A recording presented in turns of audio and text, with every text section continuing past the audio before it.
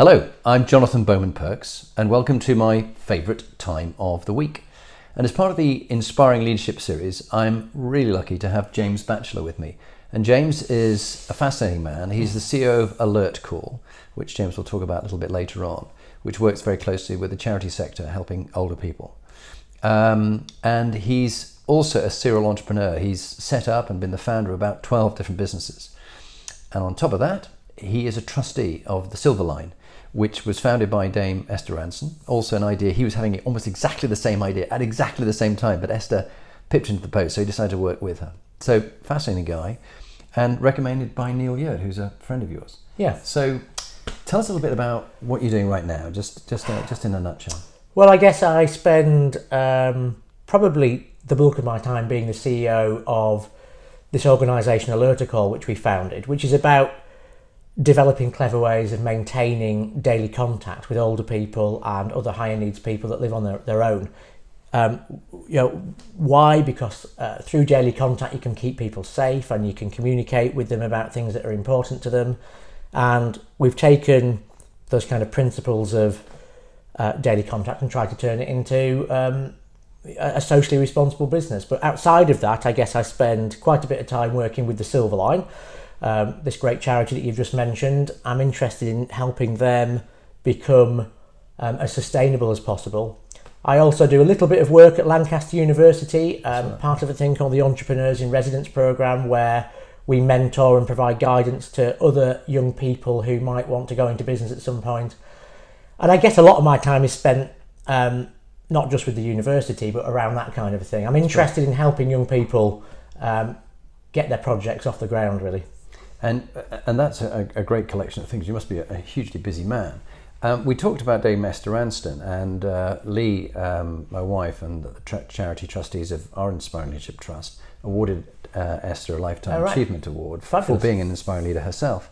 And that was, we held that at the Goldsmiths Hall last year, and she was fab. Spoke really, really well. So she's quite an inspiring leader. But who would you pick out if there was one or two leaders who you found in your lifetime who've been inspiring?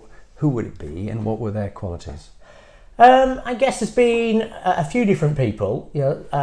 Quite often the people I've ended up in business with, people who are kind of slightly further on in their journey than I am, so I've had something to learn from them. So there was a guy called Peter I used to work with who really taught me to think big. What was Peter's surname? It's called Peter Gregory, and he's a successful serial entrepreneur. But I guess one of the first books I read, which really kind of impressed me, was Julian Rich's The Richer Way. Julian's the hi-fi magnate, and I guess that was kind of a revelation out there that, a revelation to me that whilst it's obvious in hindsight, if you look after your people look after your customers. Yeah. So that's a brilliant book, and I recommend that to almost anybody that comes to work with us. I agree. But also, my organisation, you mentioned, it does work quite a lot within the charity sector, and some of the most impressive people I've met have been charity CEOs or charity leaders, because they really give 100% all the time to trying to help people. Yeah. So making a difference in society. Absolutely. Yeah. And there's a woman called Sophie Andrews, OBE, who has, for the past few years, been the CEO of the Silver Line, and prior to that has been involved in a material way with the Samaritans. But she's had a life that started with tremendous personal hardship, which she's got over. And she's been kind of a really impressive source of inspiration over the last couple of years. Great. And then interested in learning as we go through life. With lifelong learners, we've been talking about this. And which story, and you and I were laughing about the fact we've each got so many stories of when we've got it wrong and what we've learned from it. But which story would you pick about when you got it wrong as a leader, and how it shaped you now?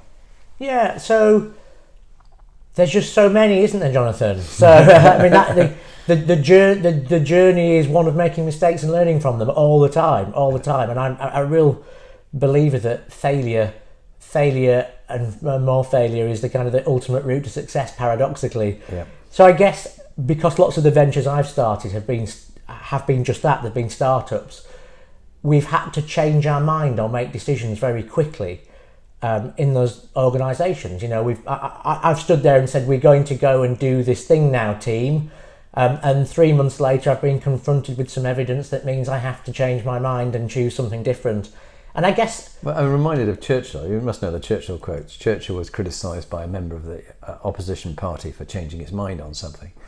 And he said, the honourable member may criticise me for that, but I find when the situation changes, I change my opinion. What do you do? Yes, that's right. I have heard that. Well, I like to think that kind of a really good leader tends, and I certainly think this way, tends to think they're right all the time. But you need to be able to completely change your mind without any pride the moment confronted with new evidence. That's great advice. So I guess the thing I've got wrong is thinking that just because I've changed my mind about the direction of the organisation or what it is that we want to do, that other people should be on board like that with it. Yeah. And of course, people are different, and some people need to be brought on the journey in a different way. It's the Kubler-Ross change curve, yes, that they go through, that they're not at the same point. So you're all the way down, you've gone through the dip and you're up the far side, and they're just coming down the dip and they're not quite sure what James is up to. Yeah, that's right. And I think it's only in the past few years I've really begun to properly understand that. Despite having lots of different ventures, I'm quite late to the game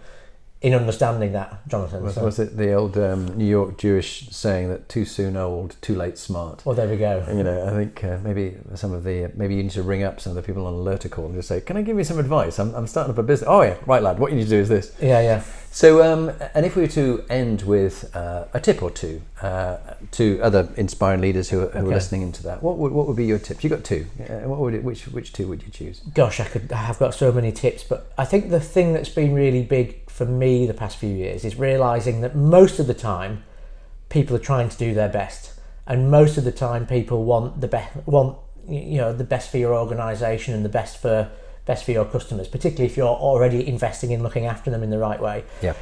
But what stops people from performing at their best, and what stops people from moving through the career ladder and progressing, often isn't anything to do with skills. And I think organisations focus too much on people's skills. Yeah. Where what they should be focusing on is helping people to think and believe and understand themselves better and get kind of over themselves. What people think and believe about themselves is ultimately what limits their opportunities. Yeah. So you can have a team member that is more than capable of achieving astonishing heights, but they don't believe in themselves. But they don't believe in themselves. So I know in my organisation, it's yielded phenomenal dividends that every single team member has got access to coaching. Every single team member, therapeutic and personal coaching and leadership coaching, because helping people believe in themselves and work through their own internal and you find it makes a big difference? It makes a massive difference. In fact, every team member at our place has got access to essentially personal coaching, a blend of leadership coaching and psycho-therapeutic coaching, and that's completely confidential. They can talk to our coaches in absolute confidence. And when we've talked to our teams over the past few years about what's the thing that really sets Alertacall apart as an organisation, it is that kind of investment in them. That's brilliant. Yeah.